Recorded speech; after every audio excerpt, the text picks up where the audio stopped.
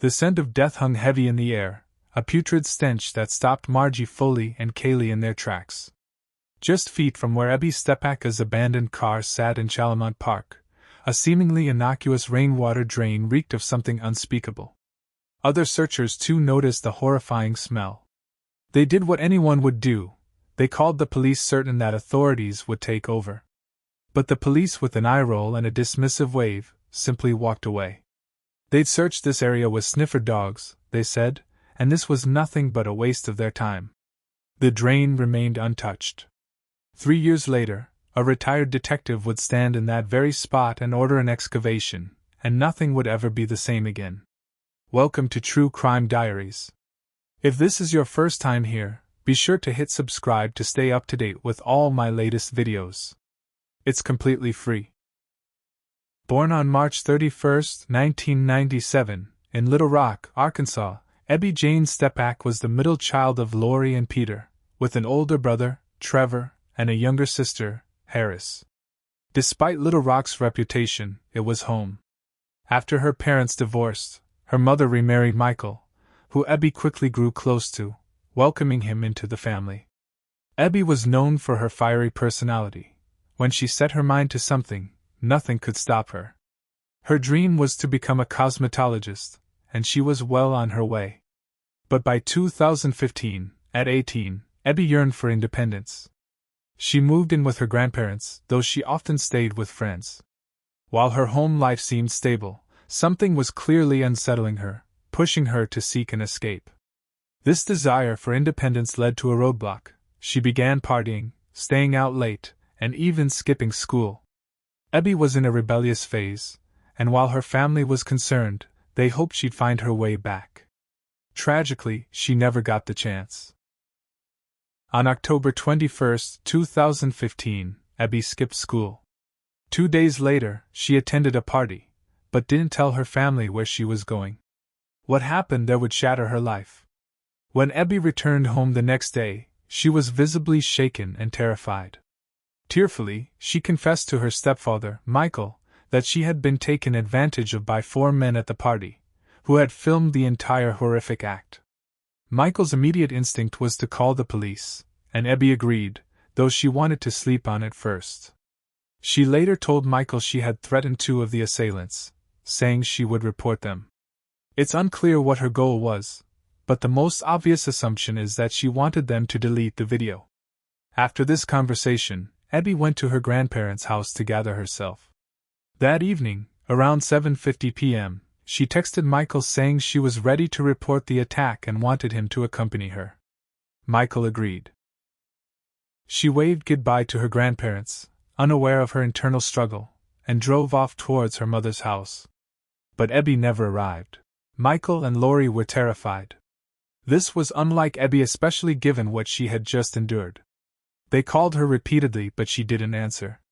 Everyone was sick with worry. She wasn't at home, her grandparents, or the police station. Where was she? The next day, October 24th, Ebby's brother Trevor received a call from her. Ebby sounded disoriented and panicked. When he asked where she was, she said she was outside his house. But when Trevor went out, no one was there.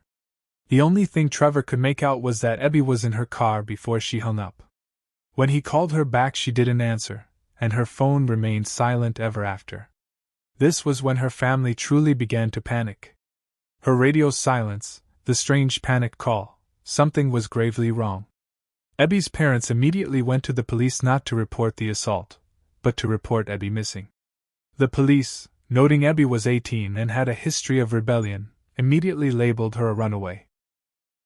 They instructed her parents to wait 12 hours before they would officially begin an investigation. Realizing the police wouldn't act, Ebby's parents made flyers and went door to door, pleading for help. 3 days later, on October 27th, a security guard at Chalamont Park in West Little Rock discovered an abandoned Volkswagen Passat. The remote, wooded area was surrounded by construction. The car, confirmed to be Ebby's, had been there for 2 or 3 days. The security guard called the police, waited 2 hours, called again, and finally, after another hour, an officer arrived to take a report. The car had a dead battery and an empty gas tank, with the key still in the ignition, suggesting it had been left running until it ran out of fuel. The interior was a mess. Ebby's belongings, her phone, keys, contact lenses, wallet were scattered, and her expensive makeup was trashed. Ebby's mother confirmed that her daughter, who loved makeup, would never have left her things in such disarray. This was highly suspicious. Despite the discovery of her car, Ebby was still nowhere to be seen. Yet, the police remained adamant she was a runaway. How could she have run away without her car? Why would she have left it running? The police didn't interview passers-by or check surveillance footage. Anything that could have led to answers was brushed off. Ebby's family was beyond frustrated. Law enforcement, whose job it was to help, seemed utterly disinterested. To make matters worse, the detectives left the car doors and trunk open after their investigation. A subsequent rainstorm filled the car with water, destroying any potential evidence. The police's lack of interest deeply unsettled the community. If law enforcement wouldn't act, someone had to. Ebby's parents were convinced whatever happened to her occurred near where her car was found. The police claimed they had used cadaver dogs to search the area, but this seemed hard to believe given their apparent disinterest. Why would they go to such effort and expense if they truly believed Ebby was a runaway? While a couple of photos of this search exist, their extent is unknown. This is why locals, family, and friends began their own searches. It was discovered that the night Ebby was supposed to drive to her mom's house, she had texted two of the alleged assailants, threatening to go to the police. Michael suspected she might have reached out to them for the video, perhaps to gather evidence for the police. What was even more alarming was that sometime after these texts, Ebby also made two one-minute phone calls to 911. Yet the Little Rock Police Department has no record of these calls. Where did the written records or recordings go? Things were becoming increasingly suspicious. People naturally suspected the four men involved in Ebby's alleged assault were behind her disappearance. Perhaps they felt threatened by her intention to report them. How could they have found her at her grandparents' house? Was it possible Ebby had arranged to meet one or more of them at the park? While the police conducted their own mysterious investigation, Ebby's family, friends, and community members searched the wooded area and park. Almost a month after her disappearance, Margie Foley, the mother of Ebby's best friend, contacted the police about a horrific smell coming from a drain near Ebby's car. Several others corroborated the smell, so overpowering that people couldn't stand near it for more than a few seconds. The police dismissed these concerns, claiming it was likely a dead animal. Even on the phone, their disinterest was palpable. The community, passers-by, and nearby residents reported the smell as unbearable, but to the police, drains always smelled like that. According to the police, they questioned the four alleged assailants after community pressure. However, their questioning was superficial, reportedly asking little more than, "Did you do it?" They didn't conduct cell phone searches for the recorded assault, even though the video would have been crucial evidence. The so-called detectives were seemingly not even trying to solve Ebby's case. Their incompetence and apathy were infuriating. It's heartbreaking to imagine being in Ebby's parents' shoes, desperately seeking answers while law enforcement did nothing.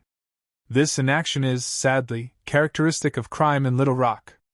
Unbelievably, 2 years passed with no answers. The case had gone cold. The Steppach family offered a $50,000 reward for credible information and even appeared on the Dr. Phil show in December 2017, hoping to generate leads. They were heartbroken and disheartened by the police's efforts. Ebby wasn't the type to run away. Despite her struggles, she had future plans and was trying to get back on track. Seeing the lack of progress, Ebby's family hired private investigator T.J. Ward. Ward was the first person to interview Guy, the security guard who found Ebby's car, a witness the police never even questioned.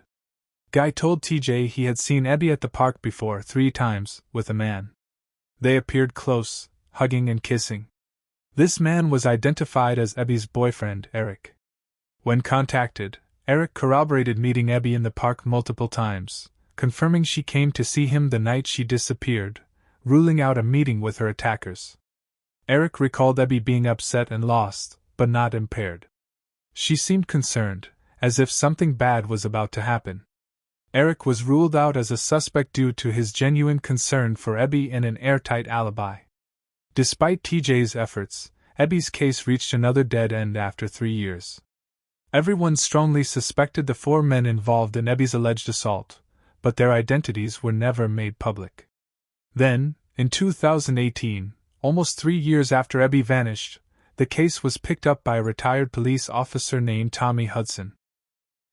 Like everyone else except the Little Rock Police Department, Tommy found Ebby's case bizarre. On May 24, 2018, Tommy went to Chalamont Park, specifically to the sewer drain with the manhole that Margie Foley had reported. Lifting the heavy lid revealed a ladder descending into a narrow, foot-wide pipe, 80 feet deep. Ebby was petite, but crawling into such a narrow pipe seemed incredibly difficult. Nevertheless, Tommy was determined. He called in his team, and the 80-foot pipe was probed. 70 feet in, the prods hit something. An obstruction. Tommy ordered an excavation. Soon after, when the pipe was dug up and the detective looked in from the back end, skeletal human remains were found. Everyone's worst fears were close to being realized. The remains were tested and positively identified as 18-year-old Ebby Steppach. Her family was shattered. 3 years of police dismissal had led to this tragic climax. What is truly infuriating is that people had reported the putrid smell from that very drain 3 years prior, just a month after Ebby's disappearance. The police did nothing. Ebby was there the whole time. The Little Rock Police Department's response to the discovery was equally maddening. Due to the state of decomposition, the cause of death was difficult to determine. Whether the police are withholding information or haven't bothered to check is unknown, but officially, how Ebby passed away and what was in her system remain a mystery. Because Ebby never reported the assault, there was no evidence collected regarding who could have done this to her, beyond what she told Michael. Ebby had been found, but not in the way anyone had hoped. She was laid to rest soon after. Many believe Ebby's alleged assailants were behind her death. The prevailing theory is that when they learned she was going to report them, they lured her under the pretense of giving her the video. There, they ended her life and disposed of her body in the drain. Over the years, heavy rain and water influx likely pushed her deeper into the pipe. This theory offers motive, means, and opportunity. After Eric left the park that day, Ebby would have been alone, providing the perfect opportunity for such a crime. The fact that the mysterious perpetrators are still at large leads many to believe they come from influential families, perhaps involving the police or politicians, which could explain the police's disinterest and monumental screw-ups. It's a classic cover-up scenario, simple and tragically plausible. As for the police, they have a wild theory of their own. They suggest Ebby crawled into the drainpipe herself and took her own life after the alleged assault. This theory is ludicrous. First, the manhole lid is incredibly heavy. A petite person like Ebby, 5 feet 2 inches and 110 pounds, could not have lifted it, entered, closed it, and then belly crawled into a foot-wide pipe. Second, Ebby showed no signs of planning suicide. She had plans to meet a friend for ice cream later that night after reporting the incident to the police. It's unbelievable to think she would do such a thing. The police have shown zero interest in tracking down the person responsible for ending Ebby's life. But I believe we all know who did this. It's just a matter of getting the right people on board to make them pay. Ebby's family deserves answers. This has gone on long enough. Tragically, the Steppach family's trauma didn't end with Ebby. A short while after losing her, they also lost her brother, Trevor, who suffered a random, sudden heart attack. Ebby's mother lost 2 children in the most devastating ways possible. For the Steppach family, there is no justice, no silver lining, no reprieve. There is just unimaginable pain and hurt. The only possible glimmer of hope is that a cold case unit was developed by the Arkansas Attorney General's office at the beginning of 2024. While there's been no public word on progress in Ebby's case, they have confirmed they are working on it. I can only hope that with enough time, hope, and prayers, Ebby's family will finally get the closure they desperately need. Thank you for tuning into another episode of True Crime Diaries. If you want to join, You can click that big Join button below the video or find the link in the description. As always, if you enjoyed this video, check out these other interesting cases on this channel, and don't forget to subscribe. It is totally free and keeps you up to date with all of my future videos.